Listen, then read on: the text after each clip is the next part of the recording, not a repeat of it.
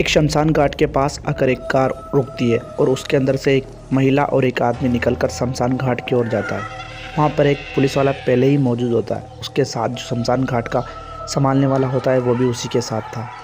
तो जब वो वहाँ पर पहुँचे तो वो महिला थी जिस गाड़ी में से उतरी थी, वो ज़ोर ज़ोर से चीखने लगी। उसने कहा कि मैंने अपने बेटे को पढ़ने के लिए हॉस्टल रखा था और ये क्या हो गया। तब उसके पति ने उसको समझाया, जो गाड़ी में से उतरा था, कि चुप हो जा, अभी तो इनको इन्फॉर्मेशन के लिए बोला है, अभी हमको पता नहीं कि अपना बेटा है कि कौन है। तो वो जब उसके पास गए, उस लाश के पास, और उसको देखा तो वो उन्हीं का बेटा था जो मर चुका था। तो उन्होंने कहा, उस महिला ने, कि मैंने अपना बेटा तो पढ़ने के लिए भेजा था, ये क्या हो गया। तो पुलिस वाले ने कहा कि इसका पूरा मैं पता लगा कर रहूँगा। तो वो एक हॉस्टल था, उसका नाम था विक्टोरिया हॉस्टल। तो जैसे ही विक्टोरिया हॉस्टल का नाम लिया उस महिला ने, वो जो आदमी था शमशान घाट को संभालने वाला, वो ज़ोर ज़ोर से मतलब हंसने लगा। उसने कहा पुलिस वाले से कि आप कोई बदला मत लीजिए, आप भी बर्बाद हो सकते हो। तो फिर पुलिस वाला था तो उसने कहा, नहीं सर, मैं आपके बेटे का बदला लेकर रहूँगा और पूरी जानकारी आप तक पहुँचाऊँगा कि ये कैसे मरा, क्या हुआ। तो दोस्तों, अब तुम दिल थाम के बैठ जाओ कि क्या हुआ था उसके साथ। तो जब वो पुलिस वाला वहाँ पर जाता है उस हॉस्टल के अंदर एक स्टूडेंट बनकर, तो वहाँ पर जैसे अंदर जाता है तो पीछे से एक आवाज़ आती है, रुको, कहाँ जा रहे हो। तो वो एकदम से घबरा गया। उसने पीछे देखा तो चौकीदार था हॉस्टल का। तो उसने कहा, उस विवेक ने, उनका नाम विवेक था पुलिस वाले का, तो उसने कहा कि मेरे को यहाँ पर एडमिशन लेना है इस हॉस्टल के अंदर। तो उस चौकीदार ने कहा, जिसका नाम लीला था, कि अभी आप यहाँ पर नहीं जा सकते, आपको एडमिशन के लिए रात में आना होगा। तो वो जब विवेक को ये पता लगा कि क्या रात में, ये कौन सा अजीब सा होटल है भाई, तो उससे ज़्यादा बेस ना करके वो रात तक वहीं रुका। शाम हो गई, शाम से रात हो गई। रात से, और सर्दियों की रात थी, बहुत ही खतरनाक अंधेरा हो रहा था। तो उसने सोचा कुछ भी नहीं हो, चले घर पे, कल वापस आएंगे। तो वो जैसे ही जाने लगा तो पीछे से आवाज़ आई, कहाँ जा रहे हो, एडमिशन नहीं लेना। तो वो घबरा गया और उसको आवाज़ जानी पहचानी लग रही थी। तो पीछे देखा तो वो आदमी था जो सुबह मिला था, लीला, जो वहाँ का वॉचमैन था। तो वो जैसे उसको अंदर लेकर गया, वहाँ पे गया। अब जैसे वो हॉस्टल के अंदर पहुँचा तो बिल्कुल भी ऐसा नहीं लग रहा था कि यहाँ पर कोई रहता होगा। सुनसान सुनसान था बिल्कुल। और जब वो बाहर था हॉस्टल के, तब अंदर लाइटें सब बंद थी। और जैसे वो अंदर गया, उसके मन में हज़ारों सवाल उठ रहे थे कि जैसे मैं अंदर आया, लाइटें कैसे जल गई, मैं दिन भर हॉस्टल के बाहर था, ये चौकीदार अंदर कैसे आया। पर वो कुछ नहीं। वो काउंटर के पास गया जहाँ पर एक आदमी बैठा था।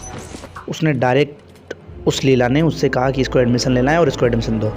तो उसको एडमिशन दिया। ठीक है, देने के बाद वो कुछ बोलता, जिससे पहले उस काउंटर पर बैठे आदमी ने उंगली की तरफ इशारा किया जहाँ पर रूल लिखा हुआ था, नोटिस बोर्ड लिखा हुआ था जिस पर रूल लिखे हुए थे। तो वहाँ पे पहला रूल था कि यहाँ पर अपने काम से काम रखना होगा। दूसरा रूल था कि यहाँ पर किसी से बातचीत नहीं करनी। ठीक। और उसने, काउंटर वाले ने चाबी दे दी फ्लोर की, अपने रूम की। ठीक है, तो चला गया। अब सभी दरवाजे, जब वो रास्ते से गुजर रहा था तो ऐसे दिख रहे थे कि ये ऐसा, मतलब क्या है ये, यहाँ पर कोई रहता हुआ। तो वो अंदर गया तो उसने अपने रूम को चारों तरफ देखा। ठीक है, अब जैसे ही वो मतलब अपना बैग रखता है, वहाँ पे पीछे से ज़ोरदार चिल्लाने की आवाज़ आती है, ख़तरनाक। तो वो डर के मारे पीछे बाहर जाता है, परंतु वहाँ पर कोई नहीं था। अब वो एकदम से नीचे जाता है, नीचे कोई नहीं था, चौकीदार कहीं नहीं था। अब वो आश्चर्यचकित हो गया कि ये क्या हुआ, कोई क्यों नहीं, ये कहाँ पर चले गए सारे के सारे। तो जब वो बाहर निकलने वाला था, अचानक हॉस्टल में आग लग गई।